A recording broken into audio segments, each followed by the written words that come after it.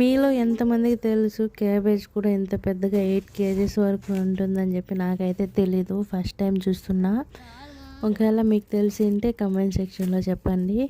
ఇంక వచ్చేసి బజ్జి మిరపకాయలు ఎన్ని రకాలు ఉన్నాయంటే నాకైతే ఒక రకం తెలుసు, ఒక్కొక్కటి ఒక్కొక్క టేస్ట్ ఉంటుందో ఏమో, చాలా డిఫరెంట్ టైప్సే ఉన్నాయి.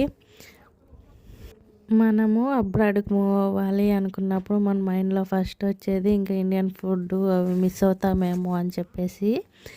కాకపోతే అలా ఏమీ ఉండదు, అన్నీ దొరుకుతాయి అన్నమాట. ఇప్పుడు ఇండియన్స్ కూడా చాలామందే ఉన్నారు కాబట్టి ఇండియాలో దొరికేవన్నీ ఇక్కడ కూడా దొరుకుతున్నాయి. ఇండియన్ స్టోర్స్ కూడా చాలా ఎక్కువయ్యాయి.